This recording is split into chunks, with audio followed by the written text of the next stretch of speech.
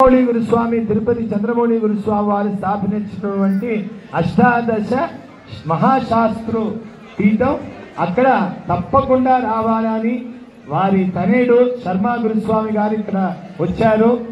వారి చేత కూడా స్వామివారికి ఒక 2 నామాలు ఆ క్షేత్రం గురించి పలకాలని వారిని కోరుతున్నాము. స్వామియే శరణమయ్యప్ప. స్వామియే.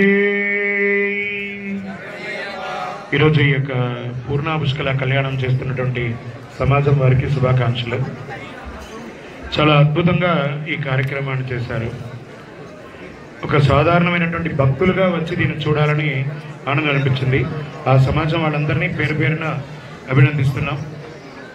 తిరుపతిలో బ్రహ్మశ్రీ డాక్టర్ చంద్రమౌళి గురుస్వామి గారు ఈ శాస్త్రవారి యొక్క దేవాలయాన్ని 205 రోజుల్లో నిర్మించారు. అయ్యప్ప అంటే అందరికీ కళ్యాణం, ఈయనకెక్కడిది కళ్యాణం అందరికీ చాలామందికి డౌట్ ఉంది. నన్ను కూడా ఇప్పుడు అక్కడ అడిగారు ఒకళ్ళుగా. అయ్యప్పకు కళ్యాణం లేదు, శాస్త్రవారికి కళ్యాణం ఉంది. పూర్ణ, పుష్కల, ప్రభ, శ్రీమదన, శ్రీవర్ణిని, శుభకీర్తి అనే ఒక 6 దేవీరులతో పూర్వజన్మలో ఆయన ఉన్నారు. అన్ని అవతారాలను వాటన్నిటినీ కూడా తిరుపతిలో ఒకే కేంద్రంగా నిర్మించున్నాం. అవకాశం ఉన్న వాళ్ళందరూ శబరిమలకి వెళ్ళి వచ్చేటప్పుడు లేదా తిరుపతికి దర్శనానికి వచ్చినప్పుడు కపిల తీర్థానికి పక్కన రైల్వే స్టేషన్కి బస్ స్టాండ్కి 3 కిలోమీటర్ల దూరంలో ఈ యొక్క దేవాలయం ఉంటుంది.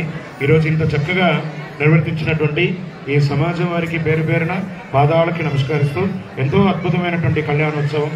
అందులో ప్రత్యేకించి మన బ్రహ్మశ్రీ చిదంబరం భాగవతర్ గారు వారి ఆహ్వానం మీద నేను ఇక్కడికి వచ్చాను.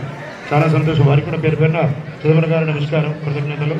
చాలా అద్భుతంగా చేసిన సమాజం వాళ్ళు ఎవరున్నారో వాళ్ళందరికీ మళ్ళీ ఒకసారి పేరు పేరున పాదాభివందనం, నమస్కారం. చండమయ్యప్ప.